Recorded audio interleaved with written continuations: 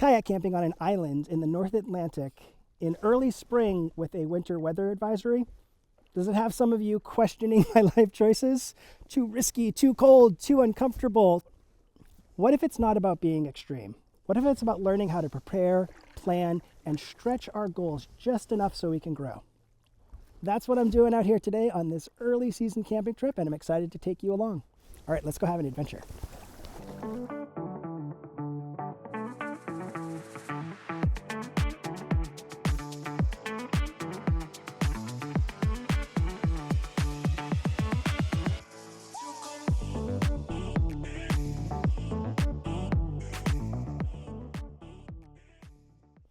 I'm on Englishman Bay today in Roque, Bluffs, Maine.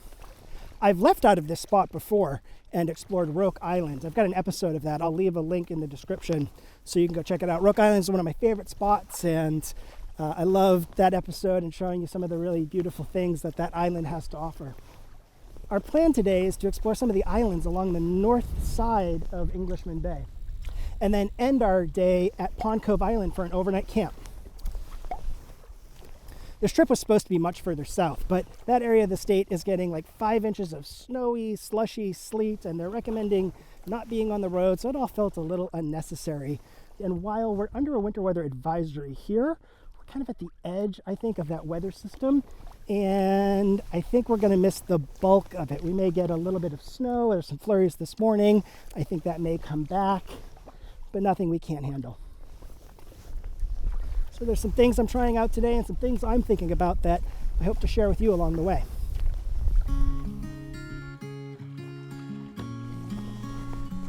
Check this thing out. I don't think she's going to be fishing anytime soon.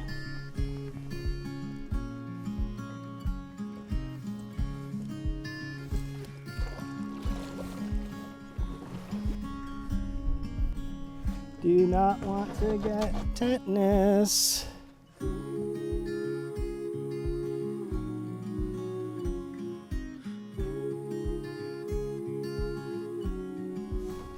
I knew there was an old barge in this cove. My memory was that it was a little further to the east of where it is now. Cool, let's see what else we can find. Great Head looks gorgeous. And then I'm getting Halifax and the Brothers in the distance. God, I love this area. I absolutely love this area. If you enjoy paddling, I highly recommend you check out Downeast Maine. Absolutely fantastic paddling.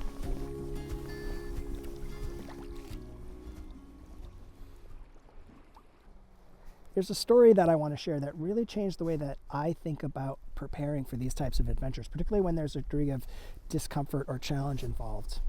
And it comes from a coworker who regularly walks the Camino de Santiago. And for those of you who don't know, the Camino is a month-long spiritual walk across northern Spain.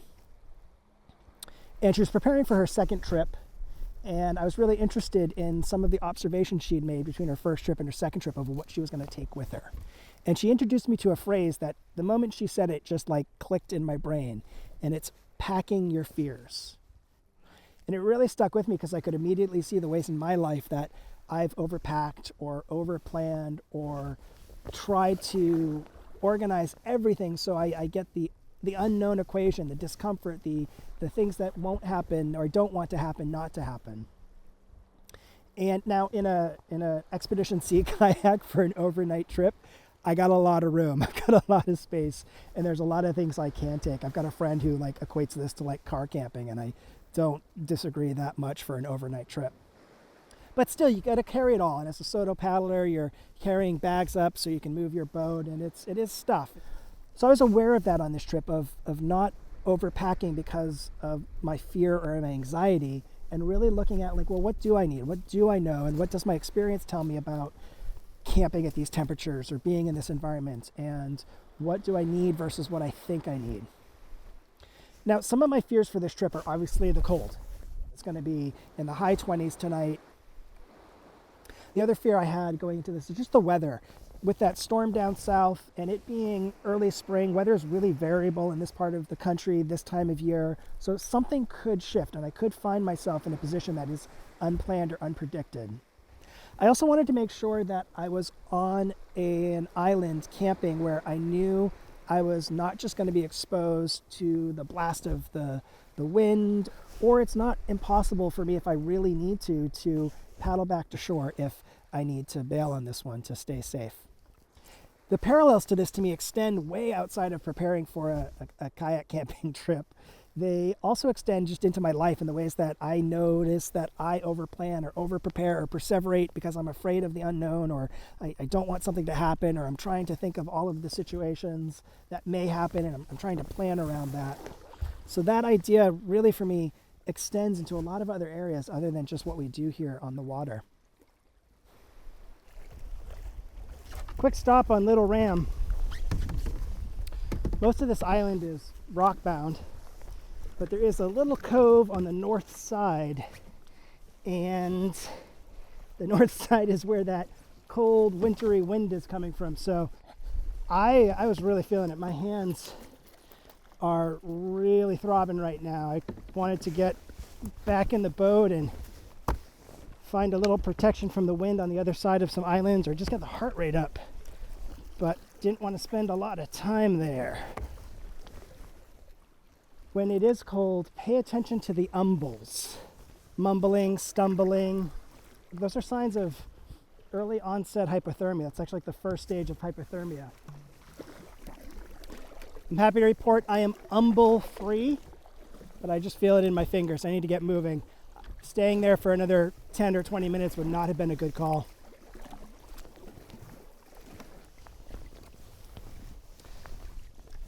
Just getting some glimpses of Little Mark Island. And I think island is a very generous word. Sandbar with a pile of rocks might be more accurate. I think at the highest of tides, it's probably only a few feet, or a few rocks for that matter, sticking out. I've been watching 200 some odd seagulls come on and off Mark Island here as I've been paddling towards it. My idea was that I would get off on Little Mark and stand on it and get some fun shots of me standing on a tiny little island, but the seagull colony has me rethinking that plan. This is about as close to Little Mark as I want to get without being too disruptive to the seagulls. They seem relatively chill. So it's getting towards that time of the day that I'm thinking about getting to camp. So I'm going to depart Mark Island, or Little Mark Island here behind me, and make a straight line now for Pond Cove Island and get camp set up.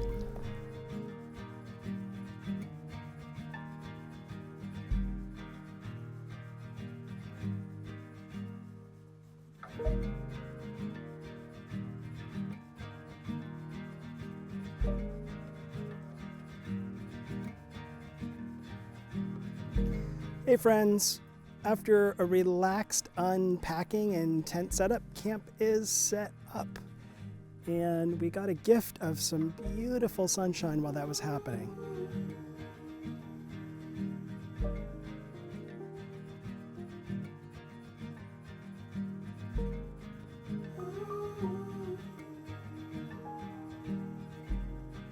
The trip over from Little Mark Island here to Pond Cove was pretty unremarkable, just a relaxed paddle over here, and then got everything set up. And I took my time. I don't like to rush getting things set up. There's a lot of bits and bobs and pieces, particularly with some of the camera equipment and stuff like that, of just getting that around. So I just took my time. Actually ate a late lunch finally, and just enjoyed the setup and enjoyed getting the gear out. And now I'm just going to explore the island a tiny bit here before it gets too dark and I need to start thinking about dinner.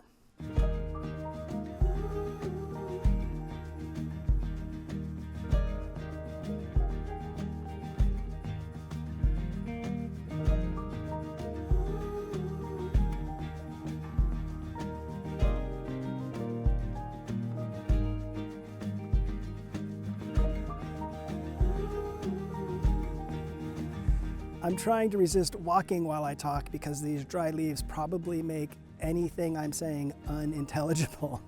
But the landing is on the western side of the island. Quick path into here, the middle of the island with the campsite, and we're kind of on a point, so middle of the island's maybe not the right word.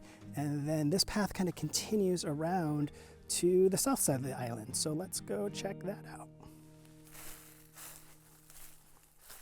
How is it? Is it bad when I'm walking and trying to talk? I love seeing the brothers off in the distance. They're catching that afternoon sun. That is my favorite place along the Maine coast. It's a pretty committed trip. I'll take you out there sometime. You can see real clear signs of logging on this island, and I'd heard about that, but you can see the mature trees versus the trees that were logged and are growing back. Which I wonder if that barge that's over in Pond Cove is part of that. I wonder if that's how they got the lumber back across the channel over to the mainland. That makes a lot of sense. So it's not really like a lobstering barge, or it's way too big to just have lobster traps on it. So it's my guess. Seems like a pretty good guess. This island is now part of Roque Bluffs State Park. We were paddling next to it today when we were seeing those beautiful pink and orange cliffs. It's a short channel to get there, and it's all muddy. I've never seen it all muddy. That's how low the tide is today. It's an outdoor leadership idea of comfort zone, stretch zone, and panic zone.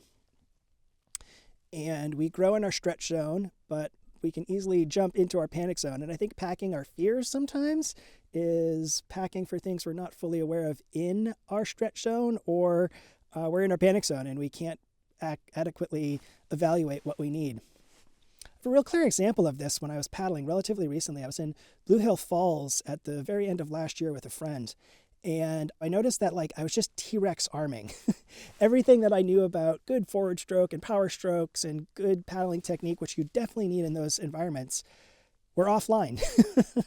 I didn't have access to that information because it was too mentally noisy. I was too far out of my stretch zone and into my panic zone to really be able to thrive in that environment at that time. So that's one way to look. Is this in my stretch zone? Is this in my panic zone? Where is it in my stretch zone? Just how do you feel?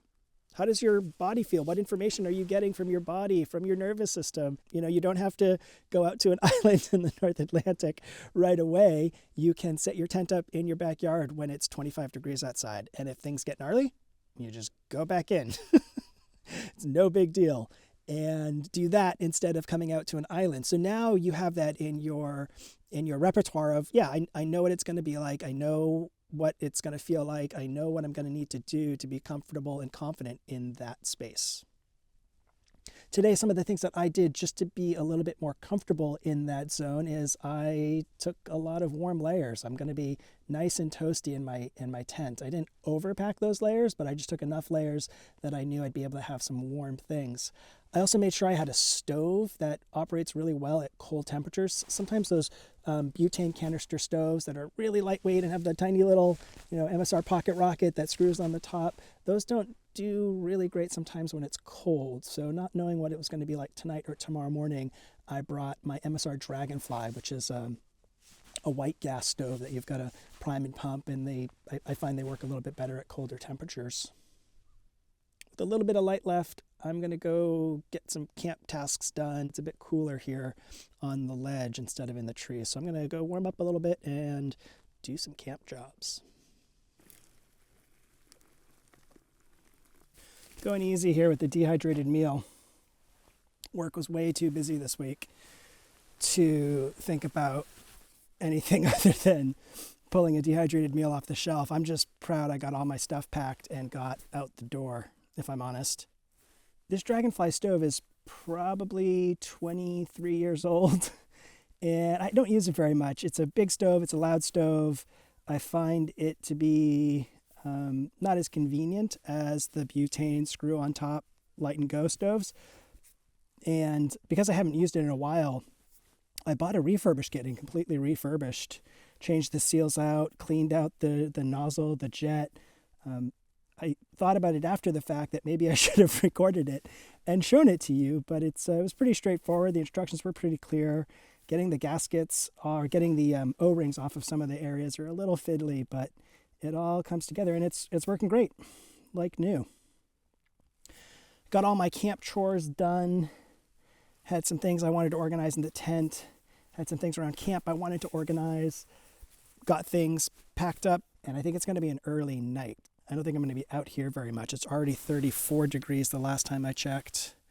31 degrees. It was 44 right after I set up the tent before I started walking around a little bit. So it's dropping quickly.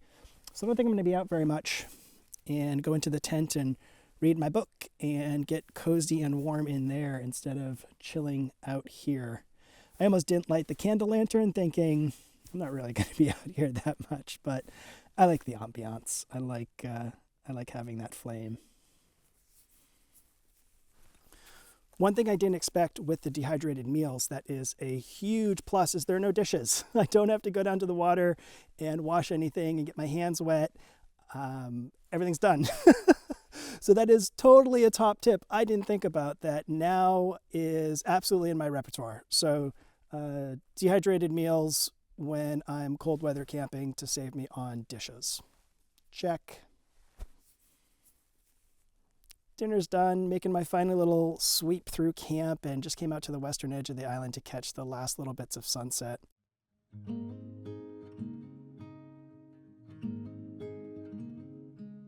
Overall, I'm really confident with everything that I've brought with me, all of the decision making, all of the things that I'm doing today in this colder, slightly more extreme environment to stay safe and comfortable and warm and have fun out here. It's amazing how quiet it is. I'm not, no lobster boats. Not seeing or hearing anything else going around. It really does feel like I have this entire bay to myself. One of the benefits to winter camping. Another benefit is no mosquitoes. I love that. Gotta sacrifice the comfort of your hands a little bit to get no mosquitoes.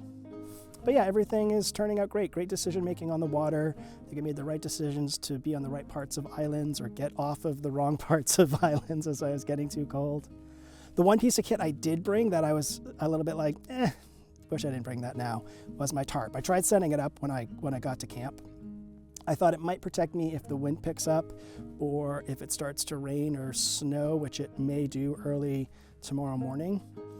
But I just got frustrated and bailed on it. I didn't really feel like dealing with it. I didn't have a great set of trees to set it up with, and I just kind of lost patience with everything else I need to do. And it's kind of my love-hate relationship with that tarp. Maybe I'll just do an episode where I just set the tarp up and just commit to setting it up. I'll paddle no distance, get somewhere, set the tarp up, because I bring it on most trips and I don't use it. I find it tedious to set up. I find it kind of a pain in the butt.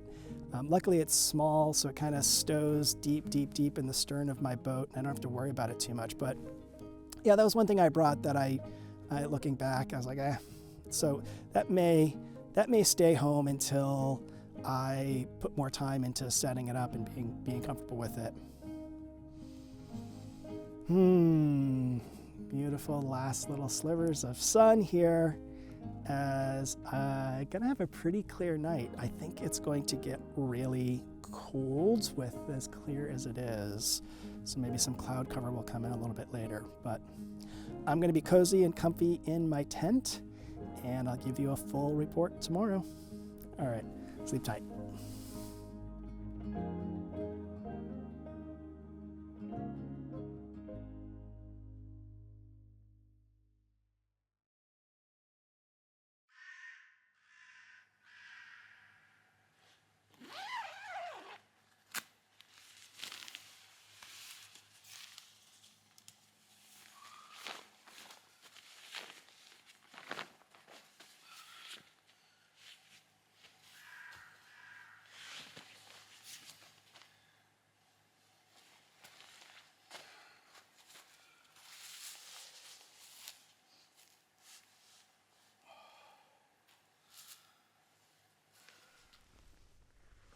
Good morning.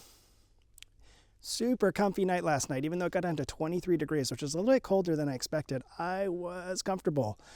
In planning for this trip, I did pack to make sure that I was going to be comfortable at these cold temperatures sleeping. So I had my Big Agnes Q-Core Deluxe sleeping pad, which is essentially a futon. It feels fantastic. So I took that. I did notice that when I first got in, it took me a little while to like warm up the air in that chamber, I think, because I did feel my backside was a little cold for a while, but it within 15-20 minutes I was nice and toasty. And then, yeah, I also had my Big Agnes Lost Ranger quilt and mummy 3-in-1 system. And in that I put a silk liner. And I'm just amazed at the silk liner, how much temperature that adds. It has like 10 degrees of temperature rating to whatever system you're rocking. So I really do like that silk liner. I did wake up because I heard a boat in the bay. I had a like, uh-oh, I wonder if someone saw my car at the launch and called the Coast Guard.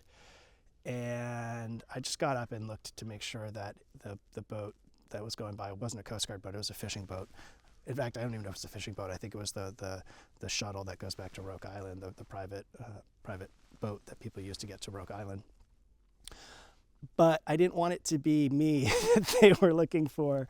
I realized I should have put my phone number on the dashboard of my car just in case someone drove by and saw it. Like, no one expects people camping here. People barely expect you to kayak in these waters, let alone camp in these waters. So I should have put my phone number on my dashboard just in case someone would have been concerned or called the Coast Guard or could have called me. So next time I'll do that. I didn't think about that. Next time I'll do that when I'm in such a remote place that this is kind of a not expected experience. I've got an easy morning. I'm going to get some things going at camp, get some coffee going and get some breakfast in me and then explore the island a bit.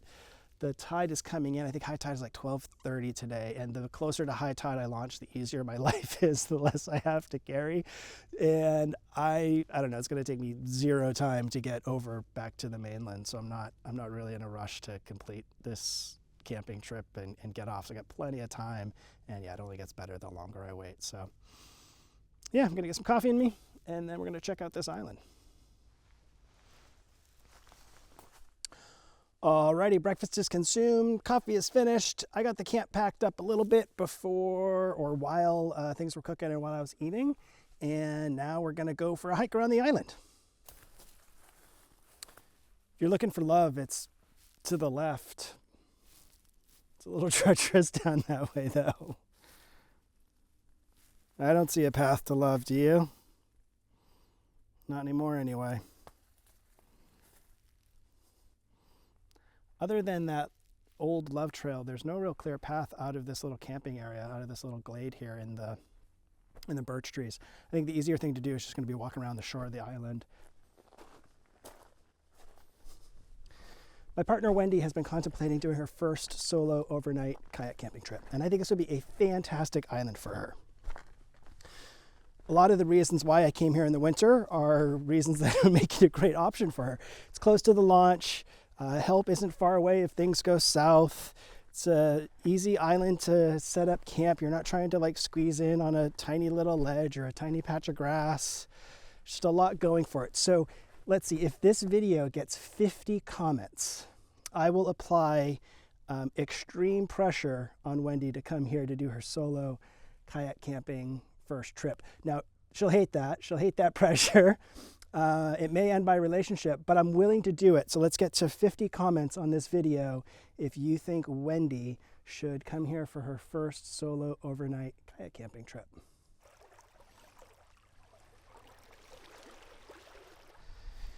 Feels like snow. The eastern sky sort of has that feeling, and there's supposed to be another band of weather that came in today. It's part of that system that stalled down south and dumped all that snow and slush and grossness.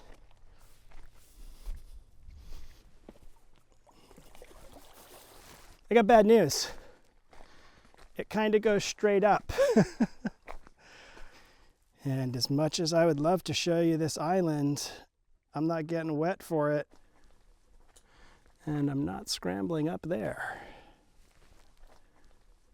Got about halfway around, not quite as far as I expected. I expected to really be thwarted a bit more on the northeast tip than here, but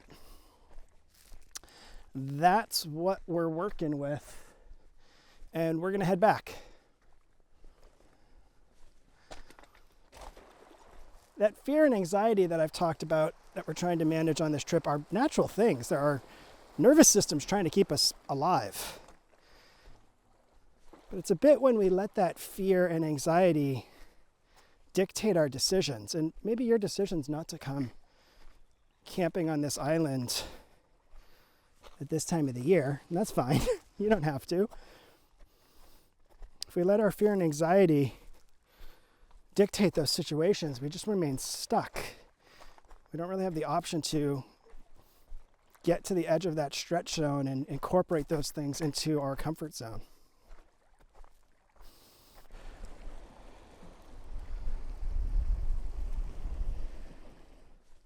I read about these in a book I'm reading about the ecology of the coast, and I completely forgot what the hell they are. While this island is now part of Roque Bluffs State Park, there is a cabin on it. We're not going to go in. We're going to protect their privacy, even though there's absolutely no one here this time of year. We'll let their cabin be private. Hello, reindeer moss. I'm going to make the entrance to that cabin my turnaround spot and head back and get packed up and head on out.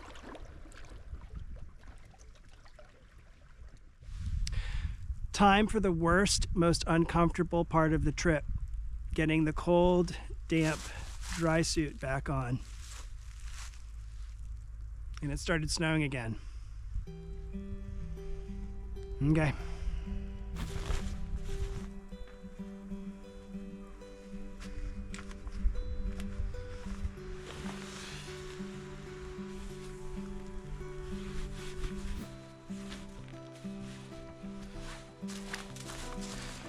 Wasn't too bad, but it was the worst part of the trip. We're all packed up and ready to launch, and this gentle, soft snow is coming down, which is quite beautiful. Overcoming fear and discomfort involves stretching ourselves and building our confidence and building our experience. I learned on this trip that I can successfully camp down to 23 degrees at night with daytime temperatures in the 40s, low 40s, high 30s. And I can do that successfully. I've got the gear, I've got the experience, I know what it's like, I can add that to my list. For me, that's what this trip was about. Getting out and pushing my boundaries a little bit, exploring what might be a little bit outside of my comfort zone and into my stretch zone so I could build that experience. I could bring that into my paddling repertoire. If I did anything this weekend that seemed intimidating to you, I'd love to know about it. Throw it in the comments. If you're an experienced paddler, what are some fears that you've packed in the past? What are some things that you no longer take on your paddle trips because you know, I got this, I don't need this, I used to take it, I don't need to take it anymore.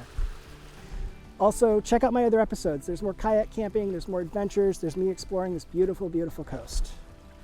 Okay, friends, well, I'm gonna make my way back. As always, I hope you enjoy your adventures, whatever they are. All right, safe paddling. Bye for now.